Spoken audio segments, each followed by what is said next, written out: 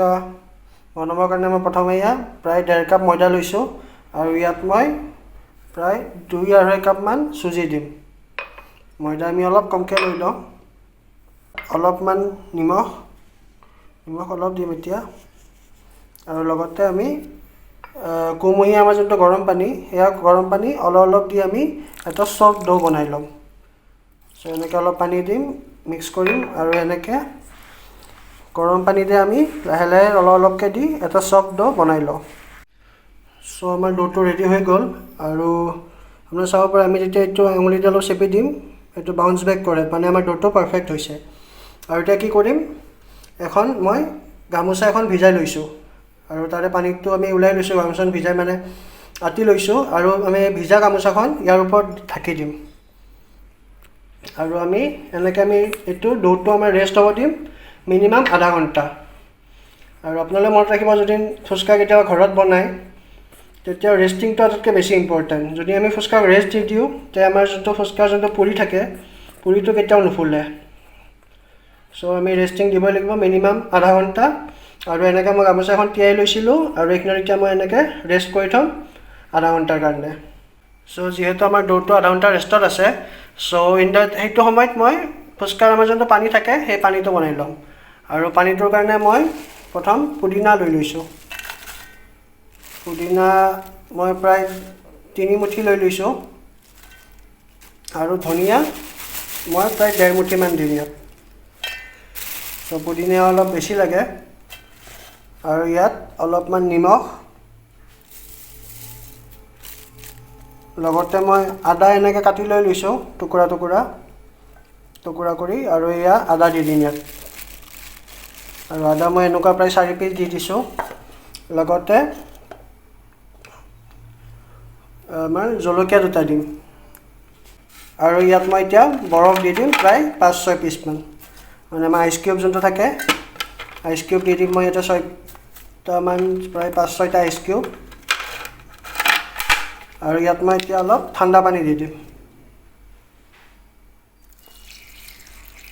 আৰু এইপিনে মই এটা মিক্সাৰ জাৰ লৈ লৈছোঁ আৰু ইয়াত মই আমাৰ পুদিনা, ধনিয়া, আদাৰ যোনখিনি আমি এইখিনিত থৈছিলোঁ পানীত তিয়াই সেইখিনিত মই মিক্সাৰ জাৰটোত দি দিম। আৰু আপোনালোকে ভিডিঅ'টো স্কিপ নকৰিব, শেষলৈ চাব, কাৰণ মই যিহেতু সকলোৱে জানে যে ফুচকাৰ যোনটো পানী তাত তেতেলী লাগে, কিন্তু মই তেতেলী এতিয়াও দিয়া নাই। আৰু এতিয়াই কৈছোঁ তেতেলীটো মই লাষ্টত দিম, আৰু তেতেলী পানীটো মই লাষ্টত কিয় দিম সেইখিনিত মই ভিডিঅ'ৰ শেষলৈ ক'ম। চ' স্কিপ নকৰিব, গোটেইখিনি চাওক।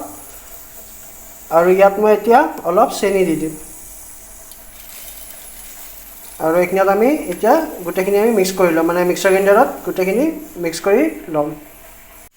আৰু আমি গোটেইখিনি গ্ৰাইণ্ড কৰি ল'লোঁ আৰু এইপিনে মই এখন ষ্ট্ৰেইনাৰ লৈ লৈছোঁ আৰু ষ্ট্ৰেইনাৰৰ ওপৰত এইখিনিত দি দিম।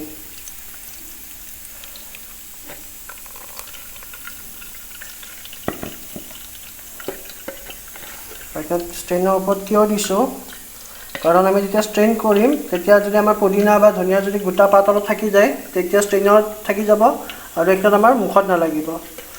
চ' মই এইখিনি অলপ এনেকৈ মিক্স কৰি ল'ম যাতে আমাৰ গোটেইখিনি পানী ওলাই যায়।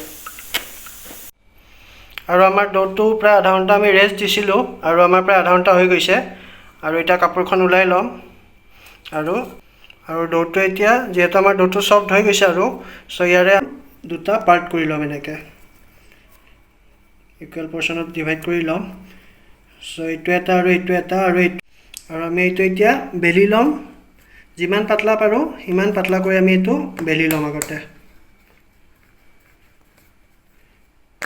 চ' আমি এইখন বেলি ল'লোঁ আৰু এতিয়া সৰু সৰুকৈ এনেকৈ কাটি ল'ম। চ' আমি এনেকুৱা সৰু সৰু বল বনাই ল'লোঁ আৰু বাকীখিনি আমাৰ যোনখিনি আছিল বাকী এটা পৰ্চন সেইটো আগতে বেলি এনেকুৱা আমি সৰু সৰু বল বনাই ল'ম। আৰু এইখিনিত আমি প্ৰথমটোৰ পৰা ওলাই লৈছিলোঁ এনেকৈ গোল গোল কৰি, আৰু এইখিনিতো আমি এখন কাপোৰেৰে, মানে এখন ভিজা কাপোৰেৰে এইখিনিত ঢাকি থ'ম। কাৰণ ফুচকাত আমাৰ মেইন ইম্পৰ্টেণ্ট ৰেষ্টিং আৰু শুকাই যাব নালাগে। যদি শুকাই যায় আমাৰ ফুচকা কেতিয়াও নুফুলিব, যোনটো পুৰি আছে। চ' এইটো কেতিয়াও শুকাই যাব নালাগে। আপোনালোকে ফুচকা বনালে সদায় এইটো মনত ৰাখিব। আমাৰ ফুচকা বহুতে ক'ব পাৰে ইনষ্টেণ্ট হয়, ইনষ্টেণ্ট ফুচকা কেতিয়াও নহয় যেতিয়ালৈ আপোনাৰ বজাৰৰ পৰা কিনি নানে। আমাৰ ডোটো হওক বা ৰেডিমেড আজিকালি বহুত পায়। যদি ঘৰত বনায় আপোনালোকে ৰেষ্ট কৰিবই লাগিব, মানে আমাৰ ডোটোক ৰেষ্ট দিবই লাগিব আপোনালোকে। আৰু কাপোৰখন এনেকৈ তিয়াই থৈ মই এতিয়া ৰেষ্ট দি ল'ম আৰু বাকীখিনিও এনেকৈ আমি গোল বনাই ল'ম। চ' আমাৰ গোটেইখিনি হৈ গ'ল। চ' আমি এইখিনি ৰেষ্টিঙৰ কাৰণে থৈ দিছোঁ আৰু এইপিনে মই আলু বইল কৰি লৈছিলোঁ আৰু ইয়াত মই প্ৰথম পিঁয়াজ দি দিম। পিঁয়াজ মই ফাইন চপ কৰি লৈছোঁ। চ' পিঁয়াজ দি দিছোঁ, লগতে গ্ৰীণ চিলি মই চপ কৰি দিছোঁ, মানে আমাৰ জলকীয়া সৰু সৰুকৈ কাটি দিছোঁ আৰু লগতে অলপ জিৰা গুড়ি, অলপ জালুকৰ গুড়ি দিছোঁ মই আৰু লগতে অলপমান ৰেড চিলি পাউডাৰ আৰু মই অলপ বুট দি দিছোঁ। বুটটো আপোনাৰ অপশ্যনেল হয়, মই ইয়াত বুট দি দিছোঁ। প্ৰায় মই বুটখিনি 3-4 ঘণ্টা আগত তিয়াই থৈ দিছিলোঁ। ইয়াতে মই বুট দি দিছোঁ আৰু নিমখ আৰু এইখিনিত মই পিটিকি ল'ম গোটেইখিনি। তেল গৰম হ'বলৈ দিছোঁ আৰু তেলটো মই মিডিয়াম ফ্লেমত গৰম হ'বলৈ দিম। চ' আমাৰ তেলটো গৰম হৈ গৈছে আৰু ইয়াৰে ফুচকাৰ যোনটো পুৰি হয় সেয়া আমি এতিয়া তেলত দি দিম।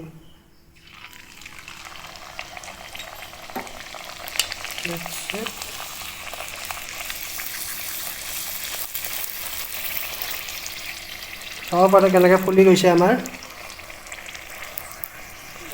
আৰু উল্টাইও এবাৰ।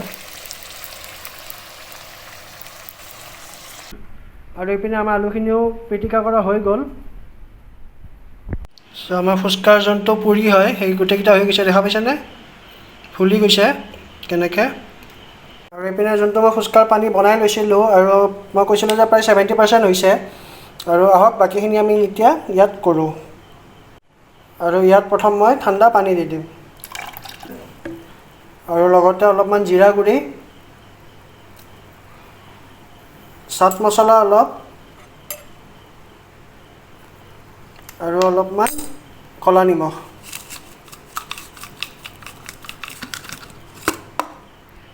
আৰু লগতে মই অলপ বুটো থৈ দিছিলোঁ, যোনটো আমি আলু পিটিকাত দিছিলোঁ, সেয়া বুটটো অলপ ইয়াত দি দিম। আৰু লগতে তেঁতেলী টেঙাৰ যোনটো পানী হয় মই ওলাই লৈছিলোঁ সেই পানীটো দি দিম। আৰু তেঁতেলী টেঙাৰ পানী লাষ্টত কিয় দিওঁ, কাৰণ যদি আমি ফাৰ্ষ্টতে দিওঁ আমাৰ পানীৰ কালাৰটো চেঞ্জ হৈ যায়। চ' আপোনালোকে যদি কেতিয়াবা বনায় তেঁতেলী পানীটো সদায় লাষ্টত দিব, যেতিয়া আপোনালোকে খাব ঠিক তাৰে আগে আগে দিব। তেতিয়া আমাৰ পানীটো কালাৰটো চেঞ্জ হোৱা চান্সটো একদম কম থাকে। আৰু এইখিনিত এবাৰ খালি মিক্স কৰি লওঁ। এবাৰ চাব পাৰে অলপো লিকেজ নাই আমাৰ, মানে ফুচকাটো আমাৰ পাৰফেক্ট হৈছে। চ' এইটোৱে আছিল আজিৰ ৰেচিপি, ঘৰত বনোৱা ফুচকা। তো আপোনালোকে ঘৰত ট্ৰাই কৰক আৰু কেনেকুৱা পায় কমেণ্ট বক্সত নিশ্চয় জনাব। আৰু আপোনাৰ যদি কিবা ডিছ বা কিবা নতুন ৰেচিপি জানিব ইচ্ছা আছে মোৰ কমেণ্ট বক্সত নিশ্চয় ক'ব। আৰু চেনেলটো ছাবস্ক্ৰাইব, লাইক, কমেণ্ট কৰিব আৰু লগতে শ্বেয়াৰ কৰিবলৈ নাপাহৰিব। চ' পুনৰ লগ পাম এটি নতুন ভিডিঅ'লৈ। তেতিয়ালৈ সকলোৱে ভালে থাকক, সকলো সুস্থ থাকক। Thank you everyone, take care.